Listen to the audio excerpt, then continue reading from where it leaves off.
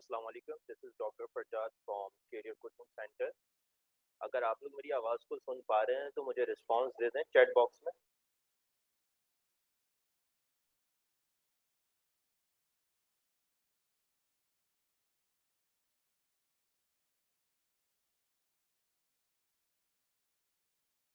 चलें ठीक है, ज़्यादा से ज़्यादा लोग हमें पहले जॉइन कर लें। आप लोग टाइम का ज़रा ख्याल रखा करें। अभी इस वक्त मेरे पास जो पार्टिसिपेंट शो हो रहे हैं 28 पार्टिसिपेंट शो हो रहे हैं। ठीक है, तो मैं अपना लेक्चर जो है कंटिन्यू करना चाह रहा हूँ। 38 स्टूडेंट्स हैं तकरीबन इस क्लास के अंदर रजिस्टर्ड। तो कोशिश करा करें कि टाइम पे आप लोग ज्वाइन कर लें। चले भाई ठीक है।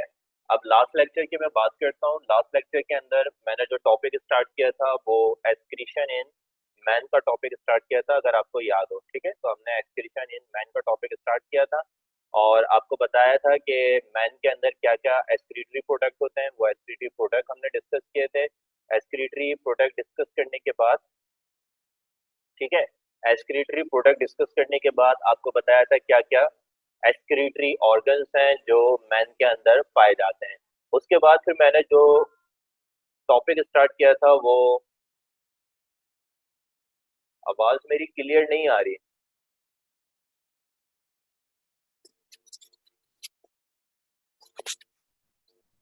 अब वॉइस क्लियर है?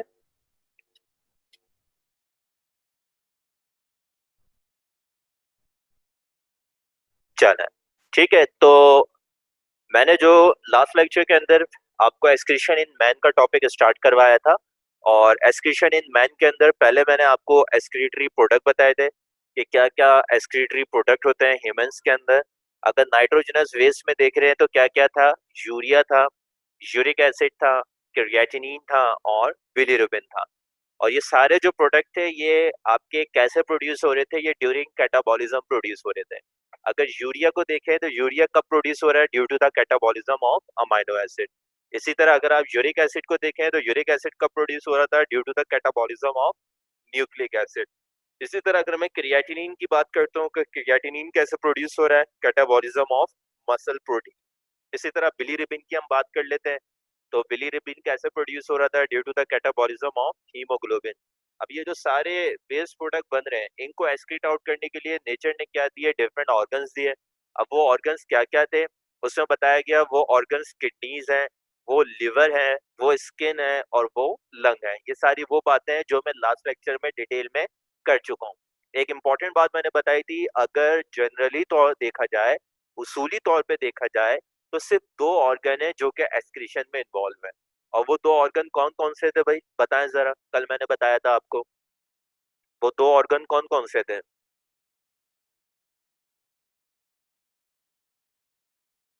चैट बॉक्स में रिस्पॉन्स दें। शाबाश, ठीक है। वो दो ऑर्गन जो है वो किडनी एंड लिवर थे। ठीक है।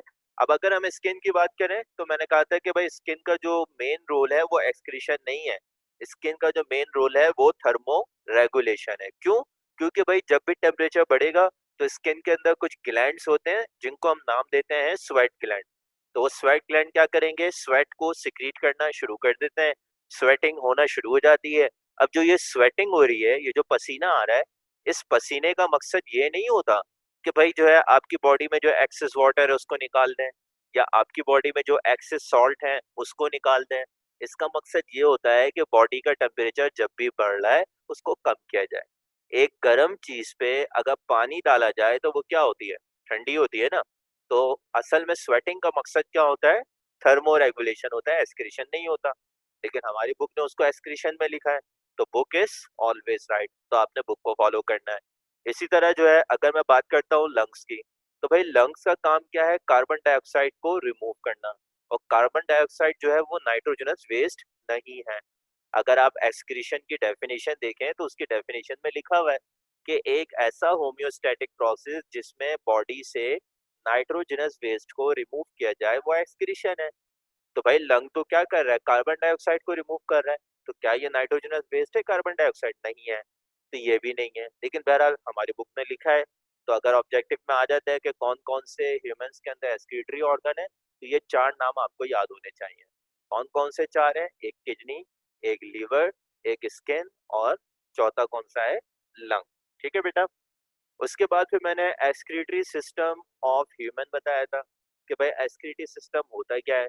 एक्सक्रीटरी सिस्टम की अगर हम बात करें तो कैसे डिफाइन करेंगे भाई, पहली बात बताओगे क्या होता है, एक ऑर्गन सिस्टम है। ठीक है भाई, क्या है, हर वो चीज बायोलॉजी में जिसके आगे सिस्टम आ रहा है, ये बात अंडरस्टूड है कि वो क्या होगा, वो सिस्टम होगा। ठीक है, कौन सा सिस्टम होगा, ऑर्गन सिस्टम होगा। तो बहरहाल एक्सक्रीटरी सिस्टम, तो इसका मतलब क्या है, ये ऑर्गन सिस्टम है जो कि क्या करवाएगा, एक्सक्रीशन करवाएगा। इसी तरह आप रिस्पायरेटरी सिस्टम का नाम सुनते होंगे। अब रिस्पायरेटरी सिस्टम क्या है, ये ऑर्गन सिस्टम है जो कि क्या करवाएगा, रिस्पायरेशन करवाएगा। इसी तरह रिप्रोडक्टिव सिस्टम, अब भाई ये भी क्या है, ऑर्गन सिस्टम है, क्या करवाएगा, रिप्रोडक्शन करवाएगा। ठीक है भाई। तो एक्सक्रीटरी सिस्टम भी क्या है, एक ऑर्गन सिस्टम है जो किस में इन्वॉल्व होता है, एक्सक्रीशन में इन्वॉल्व होगा। अब भाई ऑर्गन सिस्टम है तो ये हमने पढ़ा है कि ऑर्गन सिस्टम मिलके बनता है किससे, ऑर्गन से मिलके बनता है। ठीक है भाई, किससे मिलके बनता है, ऑर्गन से मिलके बनता है। अब एक्सक्रीटरी सिस्टम के अंदर फिर ऑर्गन्स होंगे या नहीं होंगे, है भाई, होंगे या नहीं होंगे, रिस्पॉन्स बताओ फटाफट।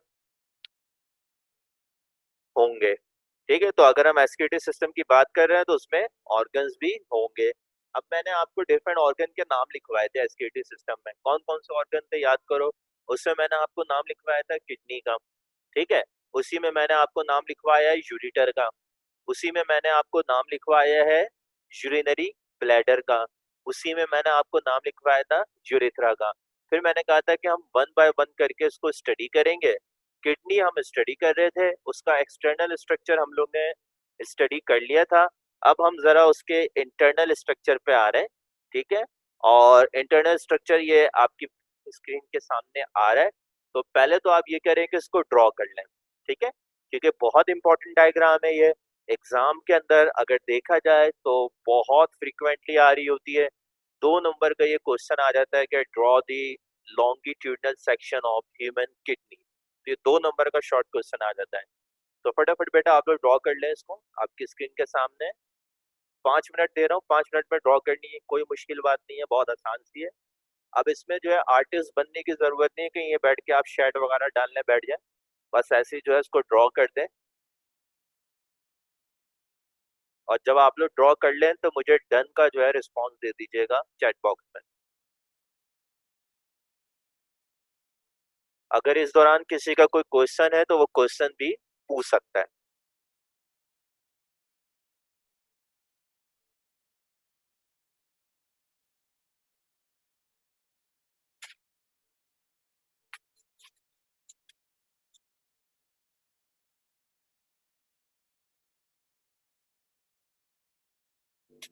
इतनी जल्दी कैसे ड्रॉ कर लिया भाई,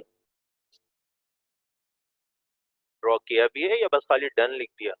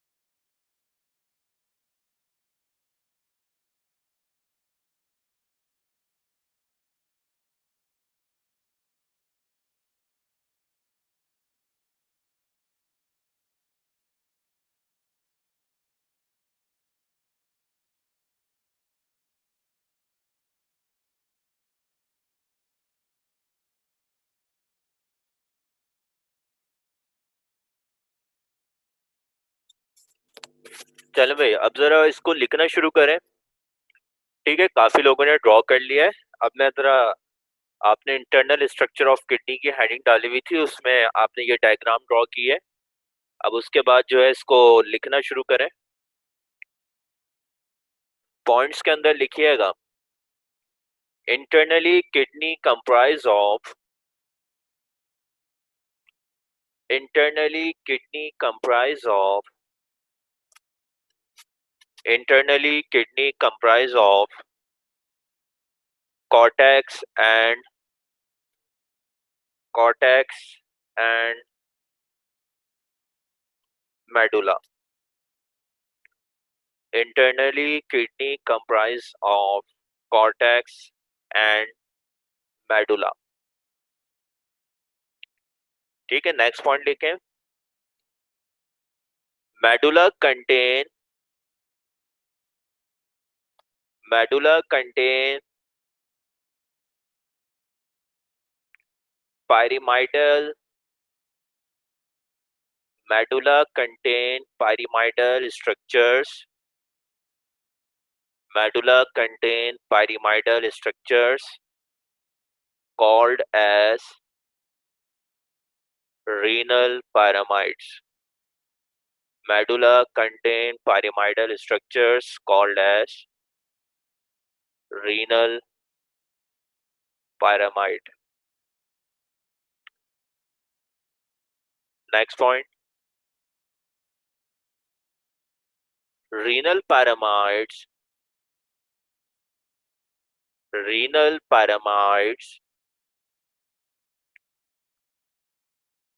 have an opening, renal pyramids have an opening called as minor calyx, CALYX. Renal pyramid has an opening called as minor calyx, called as minor calyx. Next point लिखें, यहां तक लिख लिया है सबने?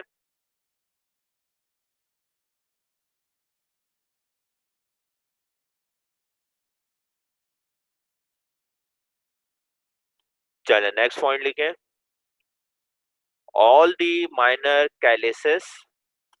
ठीक है, कैलिसिस की स्पेलिंग क्या होगी?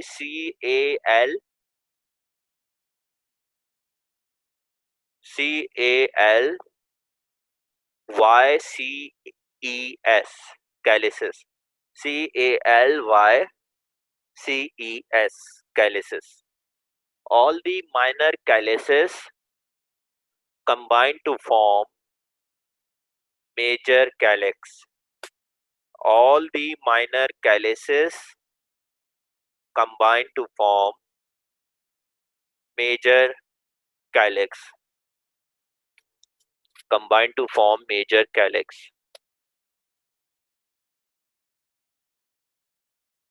Next point.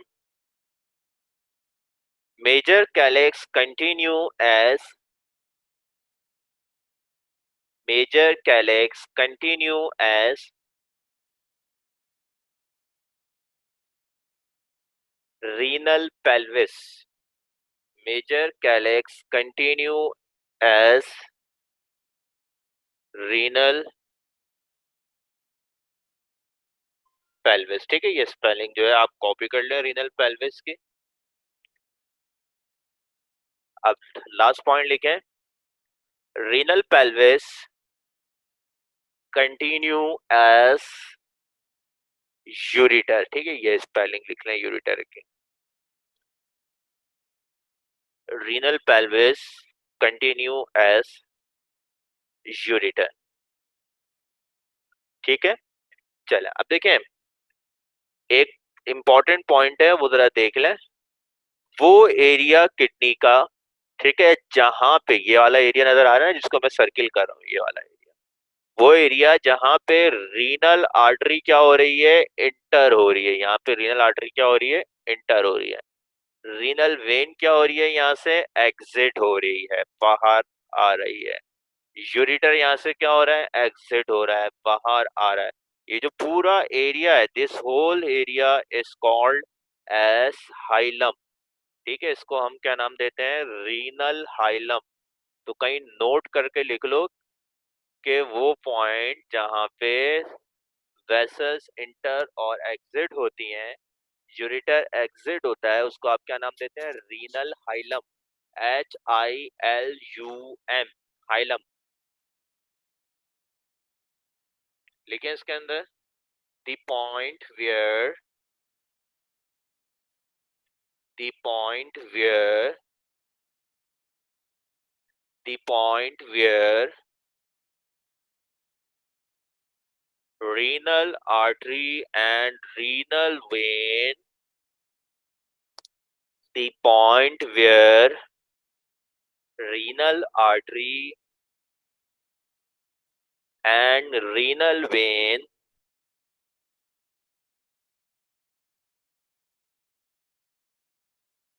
exit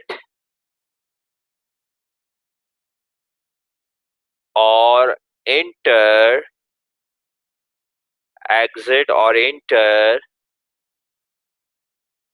into the kidney, into the kidney,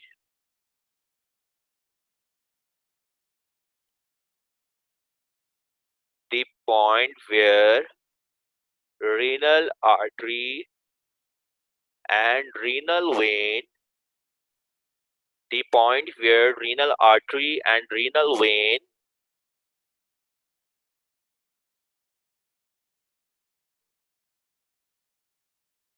enter or exit, enter or exit respectively, enter or exit respectively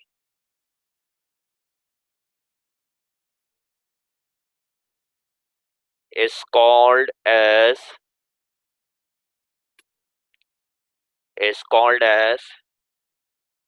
renal hilum, is called as renal hilum। चलो भाई, अब फातिमा परवेज ने ये क्वेश्चन किया है कि सर दोनों ही इंटर हो रही हैं। अब बेटा आप जरा अपनी रिकॉल करें फर्स्ट ईयर की मेमोरी, जो मेरे ख्याल में खत्म हो गई है। आपने जो है चैप्टर नंबर 14 पढ़ा था, ट्रांसपोर्ट।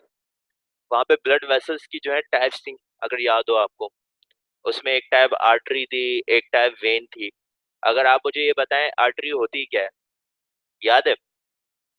कोई बता सकता है भाई? फातिमा आप बताएं या फिर कोई और बताएं, आर्टरी क्या होती है और वेन क्या होती है?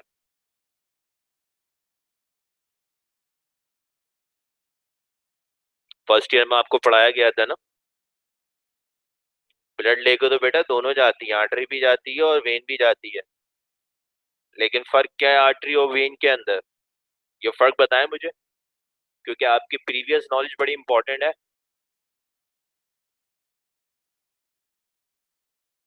बिल्कुल ऑक्सीजनेटेड ब्लड होता है आर्टरी में, वेन में जो है डीऑक्सीजनेटेड ब्लड होता है। लेकिन फर्क क्या है दोनों में? Artery take the blood from heart to body organ. Heart से बॉडी ऑर्गन के अंदर जो ब्लड लेके आ रही है वो क्या है, आर्टरी है। तो इसका मतलब क्या हुआ, आर्टरी हमेशा ऑर्गन में क्या होगी, इंटर होगी।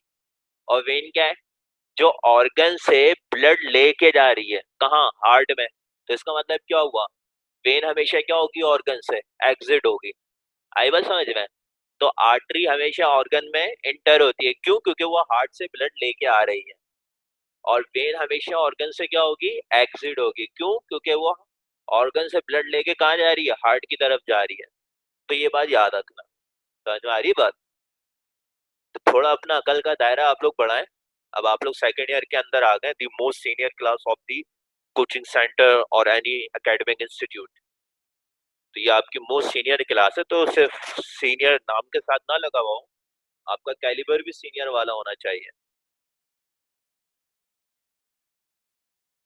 चलो भाई, लिख लिया इतना।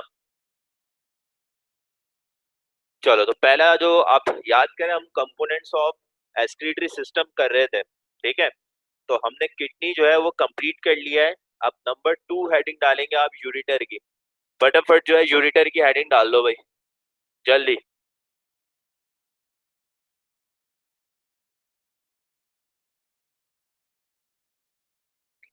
फटाफट जो है यूरिटर की हेडिंग डाल लें सब।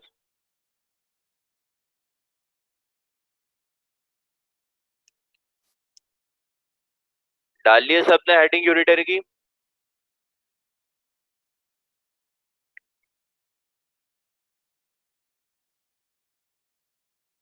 चलो भाई, अब लिखे यूरिटर के अंदर the muscular tubes, the muscular tubes arising from the kidneys, the muscular tube arises arising from the kidneys that bring urine that bring urine that bring urine from kidneys to urinary bladder, that bring urine from kidneys to urinary bladder। चलो भाई, अब इसके बाद जो है urinary bladder की heading डालने भाई सब।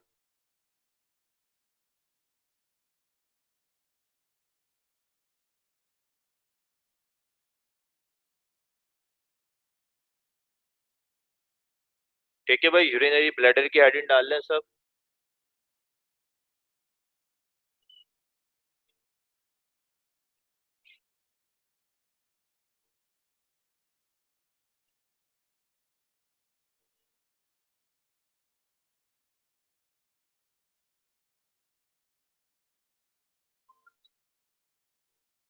डाल ली हेडिंग भाई सबने?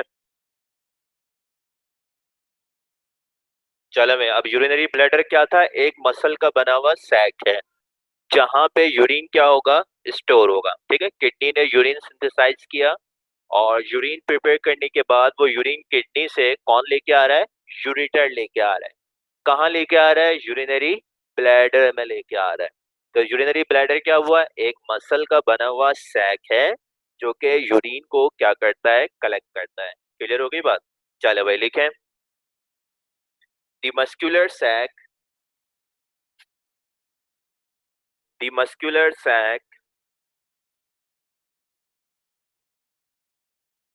The muscular sac that collects urine, the muscular sac that collects urine is called as urinary bladder,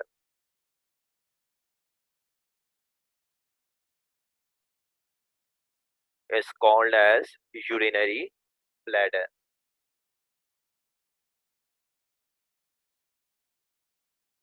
चलो नेक्स्ट पॉइंट लिखें।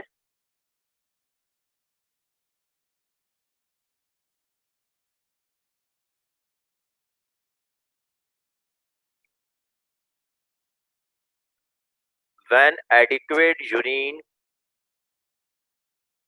when adequate urine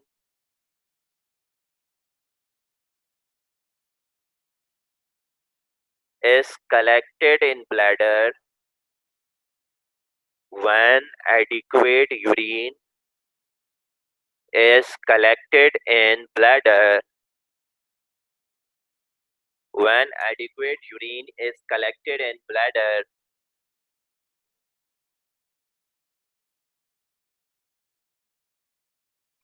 when adequate urine is collected in bladder,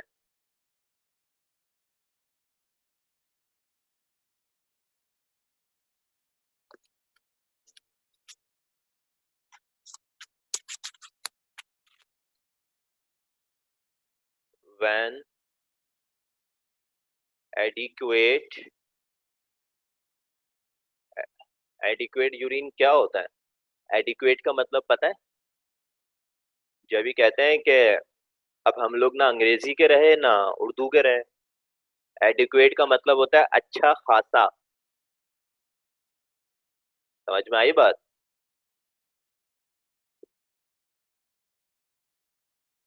When adequate urine is collected in bladder, comma लगाएं,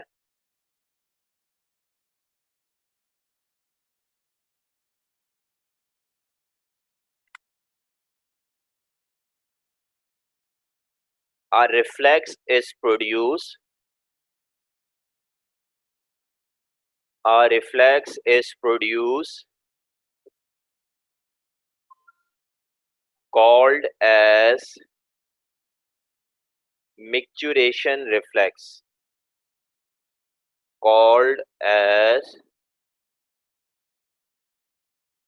micturition reflex. ठीक है, अभी मैं chat box में इसकी spelling भेज रहा हूँ। Micturition reflex.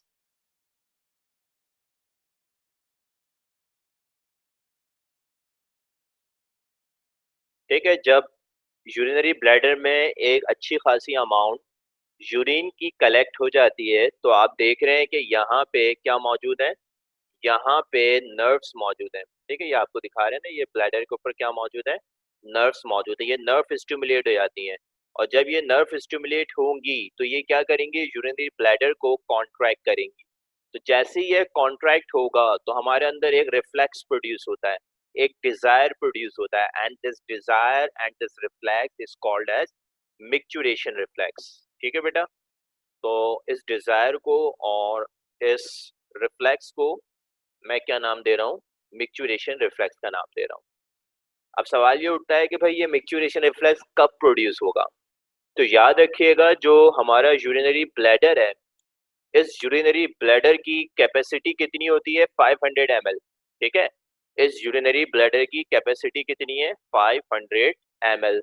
तो 500 ml यूरिन यहाँ पे कलेक्ट हो सकता है, लेकिन 300 ml टू 400 ml कलेक्ट हो जाएगा तो उसमें भी मिक्चुरेशन रिफ्लेक्स प्रोड्यूस हो जाता है। 500 ml तक की कभी नौबत ही नहीं आती, 300 और 400 ml भी अगर यूरिन कलेक्ट हो जाएगा तो बड़ा जबरदस्त किस्म का रिफ्लेक्स आएगा और उसकी वजह से एक अर्ज प्रोड्यूस होगी, उसकी वजह से एक डिजायर प्रोड्यूस होगा कि भाई यूरिन पास करना है, and this desire and this urge is called as micturition reflex. ठीक है भाई, चलें, लास्ट जो इसका कंपोनेंट है वो यूरिथ्रा है। तो यूरिथ्रा की हेडिंग डाल लें भाई फटाफट,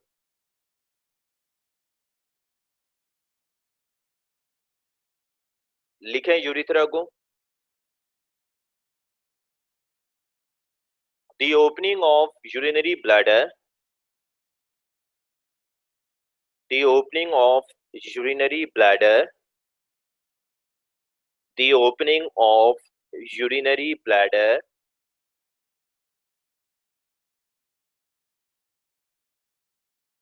the opening of urinary bladder,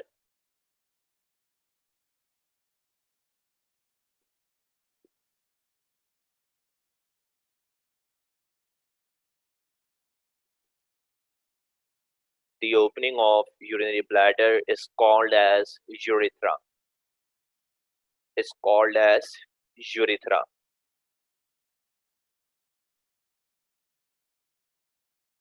बस मिक्चुरेशन रिफ्लेक्स के बाद फुल स्टॉप लगा दें और आखिरी पॉइंट लिखें, मतलब जो आखिरी हेडिंग है वो यूरिथ्रा की है, यूरिथ्रा की हेडिंग डालना है।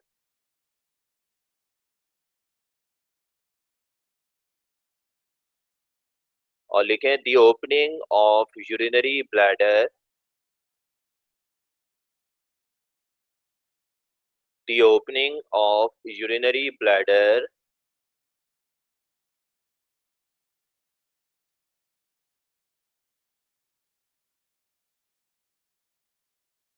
the opening of urinary bladder is called as urethra, is called as urethra। Next point लिखे भाई इसका, during micturition, during micturition, during micturition, during micturition,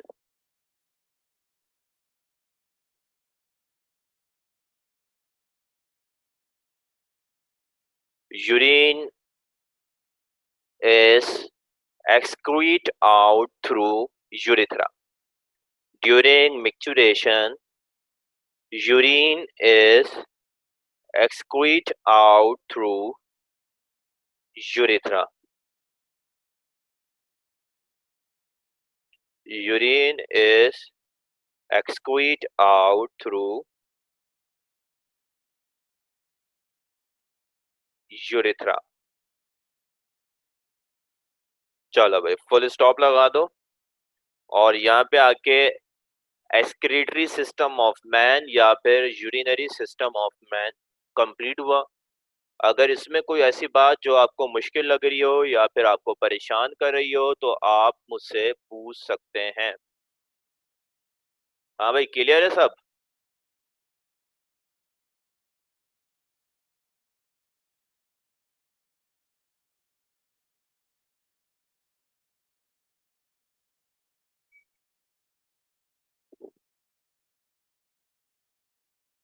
बेटा मिक्चुरेशन रिफ्लेक्स क्या है? एक रिफ्लेक्स है, एक मैकेनिज्म है। जब ब्लैडर के अंदर एडिक्वेट अमाउंट में यूरिन जमा हो जाता है, एडिक्वेट का मतलब क्या होता है? अच्छी खासी अमाउंट। नॉर्मली अगर हम कैपेसिटी चेक करते हैं ब्लैडर की तो 500 ml है, आधा लीटर यूरिन जमा हो सकता है ब्लैडर में। लेकिन जब 300 ml तक यूरिन जमा होता है तो ब्लैडर के अंदर होती हैं नर्व्स, वो नर्व एक्टिवेट हो जाती हैं। और जैसी नर्व एक्टिवेट होगी वो ब्लैडर को क्या करेगी? कॉन्ट्रैक्ट करेगी। ब्लैडर क्या होगा? कॉन्ट्रैक्ट होगा, और उसकी वजह से एक एहसास प्रोड्यूस होता है, एक रिफ्लेक्स प्रोड्यूस होता है कि भाई इस यूरिन को पास आउट करो। And this reflex that produce urge to pass urine is called as micturition reflex। उस रिफ्लेक्स को आप क्या नाम देते हैं? मिक्चुरेशन रिफ्लेक्स का नाम देते हैं। आई बात समझ में?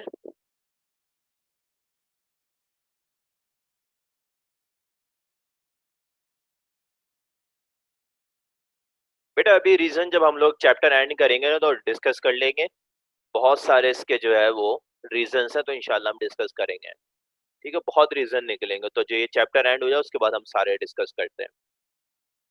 चले भाई, और कोई क्वेश्चन यूरिनरी सिस्टम के हवाले से अगर आप करना चाहें तो भाई कर सकते हैं। फिर मैं, अगर क्लियर है सारी बातें तो फिर मैं आगे प्रोसीड करता हूँ।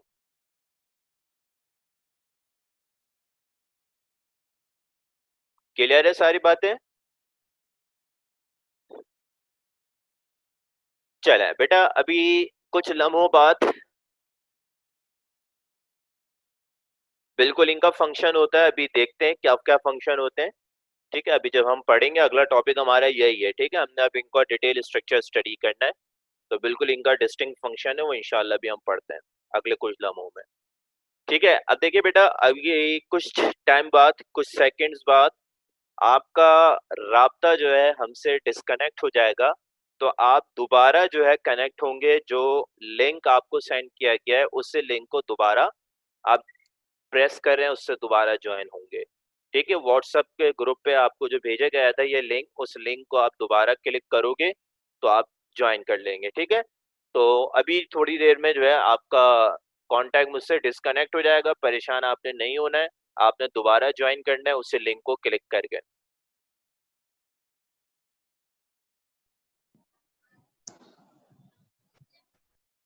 चलो भाई जल्दी जल्दी ज्वाइन कर लें आप लोग, ताकि फिर मैं आगे उसको प्रोसीड करूं।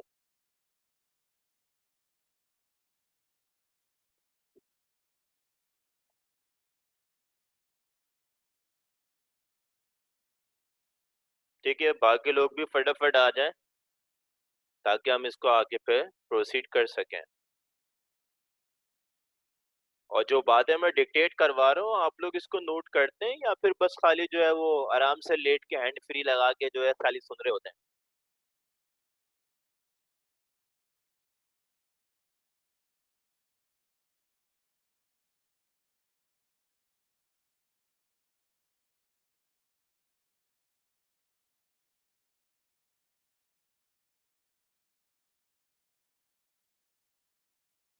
ठीक है, तो ऑनलाइन का मतलब ये नहीं है कि आप घर पे हैं तो आप आराम से जो है वो सुकून से बस खाली जो है वो लेट के एक तरफ जो है लेक्चर चल रहा है, दूसरी तरफ आपने जो है वो यूट्यूब पे या वो नेटफ्लिक्स पे आपने कोई मूवी लगा दी, तो ऐसे नहीं होता भाई। ठीक है, आपने बिल्कुल जो है वो माहौल बना के बैठना होगा। कोशिश करा करें कि लैपटॉप से कनेक्ट हो। जब आप लैपटॉप से कनेक्ट होंगे तो ऑटोमेटिकली आप अलर्ट होके बैठेंगे। अगर आप मोबाइल से कनेक्ट हो रहे हैं तो फिर तो दिल चाहेगा कि शैतान आपको बहकाएगा कि भाई लेट जाओ, थोड़ी देर बाद वो एक हवा का झोंका भी लेके आएगा, आप लेट के सो भी जाएंगे। तो फिर इससे क्या होगा, आप डिस्ट्रैक्ट होंगे। बिल्कुल जो है हर सब्जेक्ट का, सिर्फ मेरे सब्जेक्ट का नहीं, हर सब्जेक्ट का जो है आपका अलग रजिस्टर हो। अगर अलग रजिस्टर नहीं है तो आप पोर्शन बना लें, और उस पोर्शन के अंदर जो है वो आपने लेक्चर्स को नोट करना है। ठीक है, तो इसमें आपका फायदा है, वरना फिर जो है ना मसले मसाइल होते रहेंगे।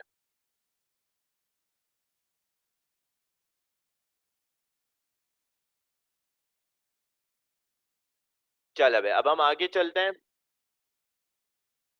ठीक है, काफी लोगों ने हमें ज्वाइन कर लिया है और जिन्होंने नहीं किया है वो आगे कर लेंगे। ठीक है, तो हमने इंटरनल स्ट्रक्चर ऑफ किडनी कर लिया, पूरा यूरिनरी सिस्टम हमने जो है वो कर चुके हैं। ठीक है, ये जो बच्चे जरा शैतानी कर रहे हैं ना, ये जो स्क्रीन के साथ करते हैं, यहाँ सबका नाम शो हो रहा है मेरे पास। तो अभी तो मैं उनको आखिरी वार्निंग दे रहा हूँ, वरना फिर मैं नाम लेके उनको यहाँ से ग्रुप से निकाल के फेंक दूंगा और हमेशा के लिए ब्लॉक कर दूंगा अपनी क्लास में, फिर वो मेरी क्लास नहीं ले सकते। समझ में आ रही है बात? तो इंसानों की तरह बैठ के क्लास लें।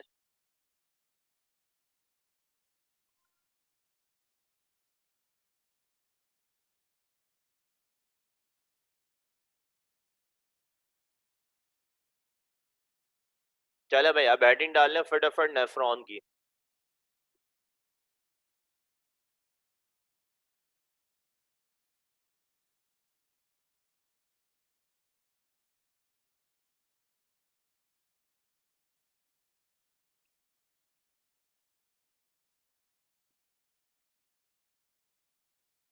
डाल लिया भाई सबने हेडिंग नेफ्रॉन की।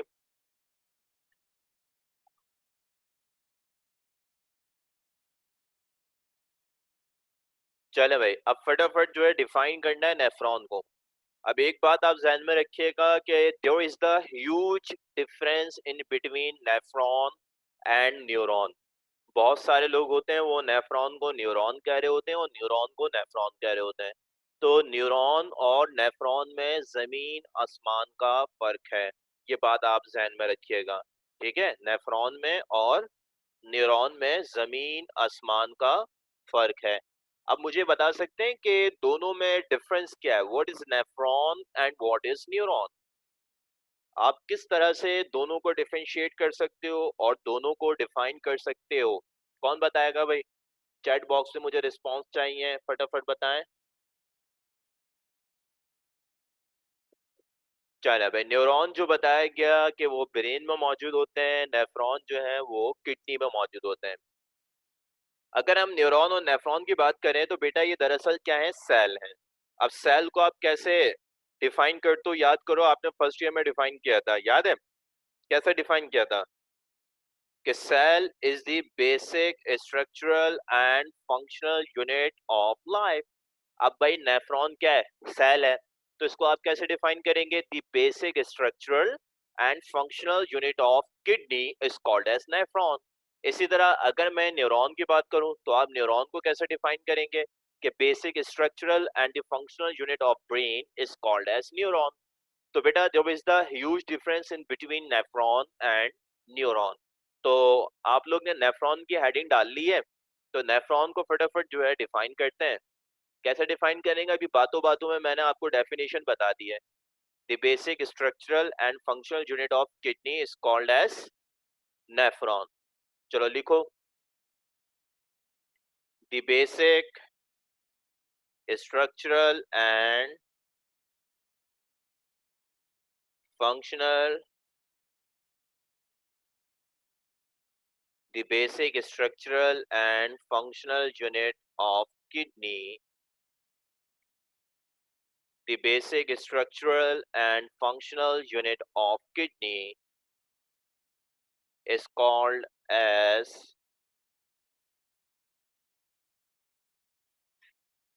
is called as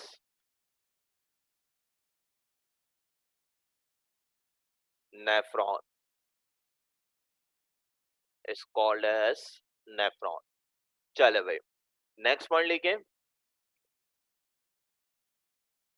each kidney comprise of each kidney comprise of million of neuron.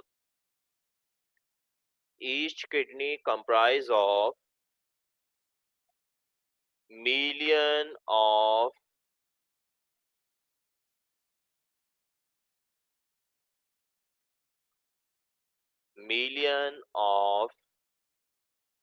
Neuron. चलो भाई, अब आप लोग जो है, सॉरी न्यूरॉन कह रहा हूं, मिलियन ऑफ नेफ्रॉन. ठीक है, अब आप लोग हेडिंग डालें स्ट्रक्चर की. ठीक है, स्ट्रक्चर ऑफ नेफ्रॉन हेडिंग डाल लें.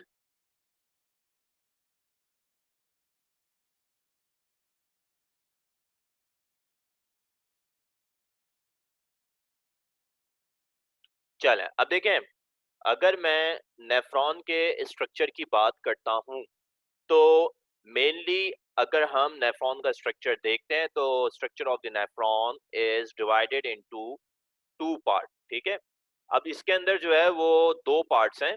अब वो दो पार्ट कौन कौन से हैं? कह रहे हैं कि भाई मैं एक लाइन ड्रॉ कर रहा हूँ. ठीक है, ये लाइन है, ये जो मैंने अभी लाइन ड्रॉ की है. ठीक है, तो ये इसको क्या कर रही है, दो पार्ट में डिवाइड कर रही है. ये पहला पार्ट है, and this part is called as renal corpuscle. पहला पार्ट क्या कहला रहा है? Renal corpuscle. और ये इसका क्या है? दूसरा पार्ट है. इसको हम क्या नाम देते हैं? Renal tubule.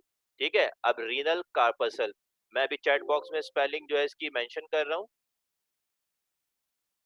रीनल कार्पसल पहला पार्ट.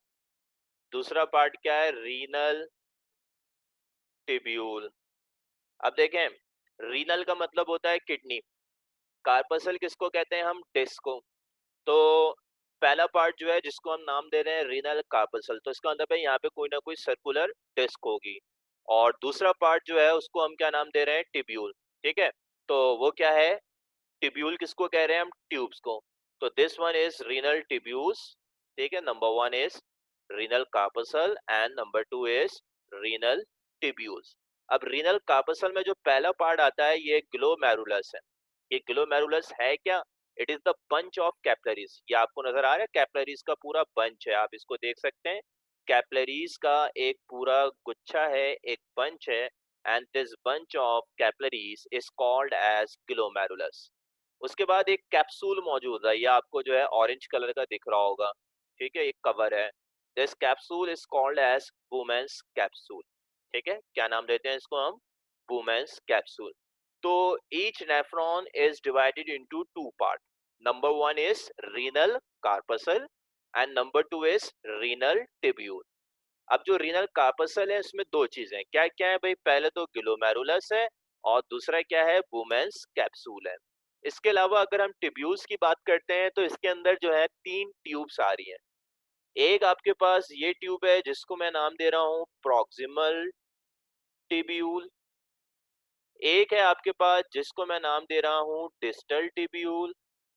और प्रॉक्सिमल और डिस्टल टिब्यूल के बीच में ये आपको एक लूप नजर आ रहा है. ठीक है, ये लूप दिख रहा है, and this loop is called as loop of Henle. समझ में आ रही है बात? तो इस तरह से नेफ्रॉन के कितने पार्ट हुए? दो part. Number one is renal corpuscle and number two is renal tubules. चलें, तो जरा लिखें. स्ट्रक्चर की आपने हेडिंग डाल दी थी, अब उसमें लिखना शुरू करें. Nephron comprise of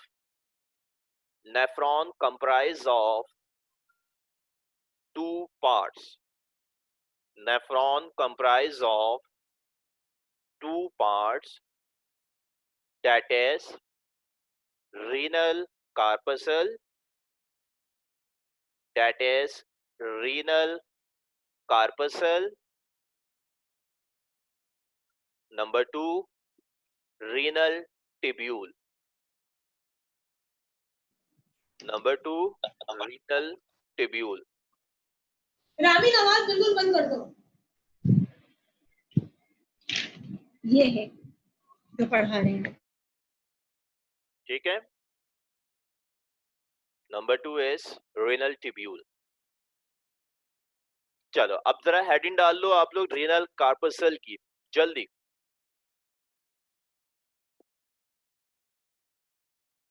renal corpuscle की हेडिंग डाल लो और पॉइंट्स में लिखना शुरू करना है भाई रीनल कार्पसल को।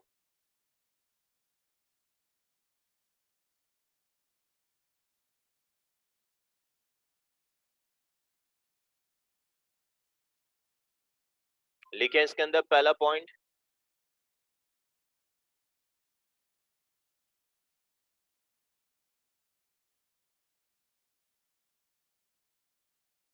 renal corpuscle comprise of renal corpuscle comprise of bunch bunch bunch of capillaries. Renal corpuscle comprise of bunch of capillaries called as bunch of capillaries called as, हाँ भाई क्या कहलाता है वो?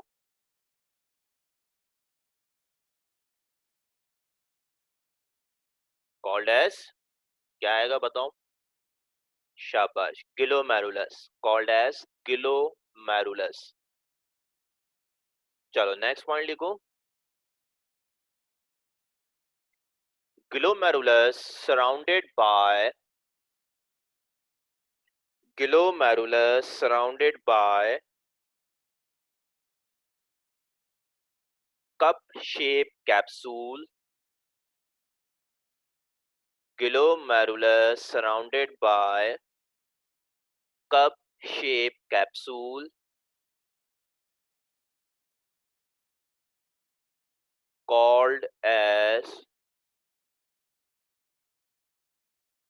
हाँ भाई क्या कहलाएगा वो? called as Bowman's capsule,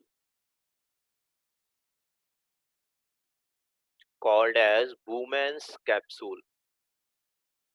ठीक है, ये करने के बाद जो है बेटा आप लोग हेडिंग डालने नंबर 2 रीनल टिब्यूल्स।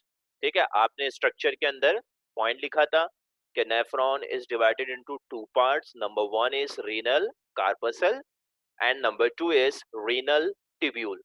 तो रीनल कार्पसल मैंने आपको बता दिया है, अब आप लोग जो है रीनल टिब्यूल्स की हेडिंग डाल लें और फिर रीनल टिब्यूल्स के अंदर पॉइंट में लिखना शुरू करें।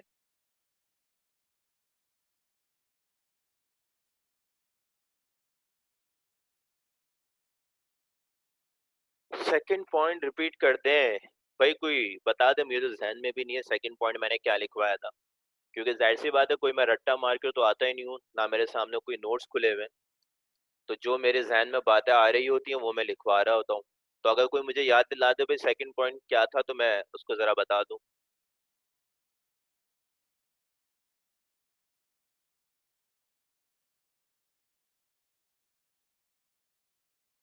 हाँ लिख लें भाई, glomerulus surrounded by cup shape capsule. चला, थैंक यू सो मच। ठीक है, अलीजा ने बताया, अस्मा ने बताया, अब आमना ने भी बता दिया, थैंक यू बेटा। Glomerulus is surrounded by cup-shaped capsule called as Bowman's capsule। ठीक है बेटा, अब जरा जो है हेडिंग डाल लें आप लोग रीनल टिब्यूल की।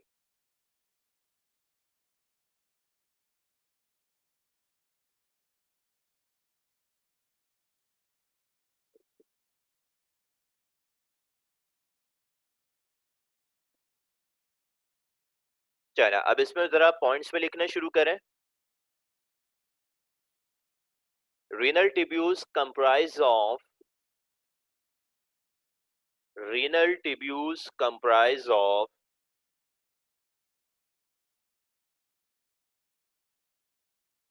Renal tubules comprise of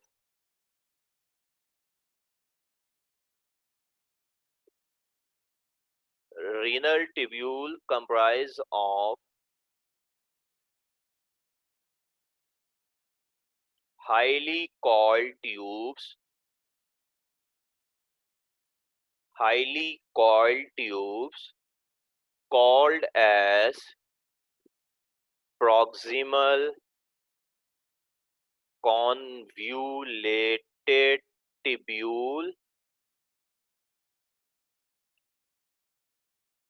and distal convoluted. convoluted का मतलब होता है coiled हुई हुई, and distal convoluted tubule.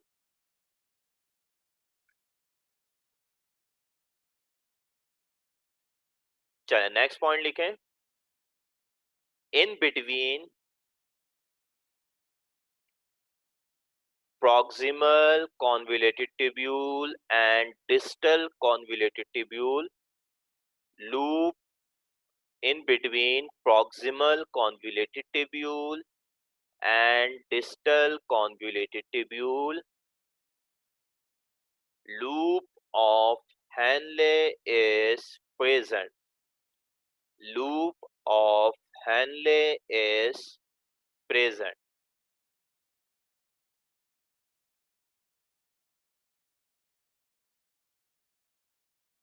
Next point. Distal convoluted tubules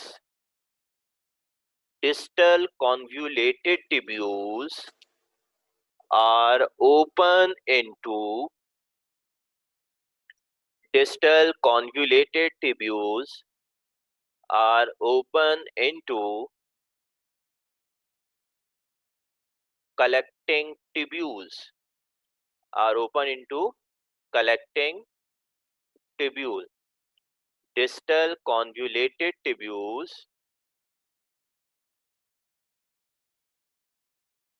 distal convoluted tubules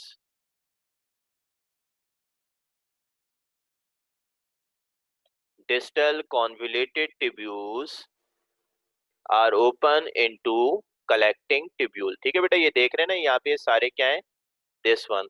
ठीक है, ये ये सारे कलेक्टिंग ट्यूब्यूल है. ये जहां जहां मैं रेड मार्क कर रहा हूँ, ठीक है, ये कलेक्टिंग ट्यूब्यूल्स हैं. तो आपने देखा ना, ये डिस्टल कॉन्वोल्यूटेड ट्यूब्यूल है, ये वाली, ये देखो मार्क हुआ है ना डिस्टल ट्यूब्यूल. तो ये डिस्टल कॉन्वोल्यूटेड ट्यूब्यूल है, ये आगे किस में खुल रही है, कलेक्टिंग ट्यूब्यूल में. तो यहाँ पे भी एक नेफ्रॉन के डिस्टल कॉन्वोल्यूटेड ट्यूब्यूल होगी और ये आगे खुलेगी कलेक्टिंग ट्यूब्यूल पे. ठीक है, तो मैंने ये लिखवाया है कि distal convoluted tubule are open into collecting tubules. लिख लिया भाई ये सबने?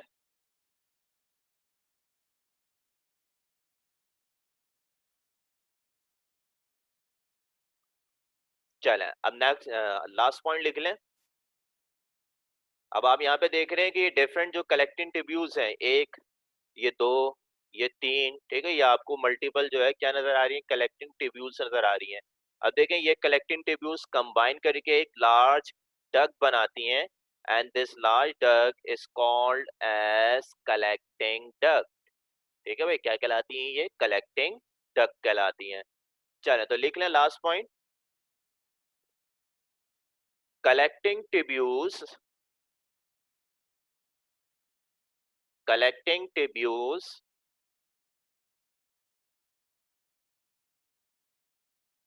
collecting tubules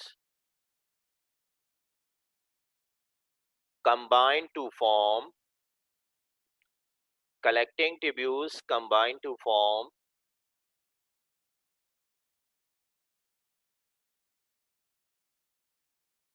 collecting tubules combine to form collecting duct combine to form collecting duct.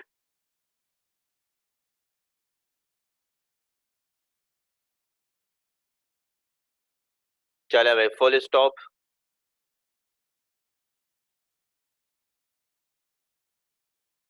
ठीक है, तो यहाँ पे आके जो है वो आपका आज का लेक्चर एंड हुआ. अब देखिए मैं यहाँ पे देख रहा हूँ अभी भी बहुत सारे लोग जो है वो ज्वाइन कर रहे हैं जब हम लोग अपना लेक्चर फिनिश करने जा रहे हैं। तो भाई ये लेट इतना क्यों ज्वाइन कर रहे हैं? क्या आप लोग को टाइमिंग नहीं पता थी? अगर एक लेक्चर मैं यहाँ से डिस्कनेक्ट करता हूँ फिर आप लोग दोबारा ज्वाइन करते हैं तो विद इन द 3 और 4 मिनट आपको ज्वाइन कर लेना चाहिए। इसका मतलब ये थोड़ी है कि यहाँ से डिस्कनेक्ट हुआ तो आप चाय पीने निकल गए और 20 मिनट बाद आ रहे हैं दोबारा लेक्चर के अंदर। क्लास हो रहा है, कोई मजाक थोड़ी हो रहा है। अब जो भी आपका टाइम है उसके 5 मिनट बाद मैं मीटिंग को लॉक कर दूंगा।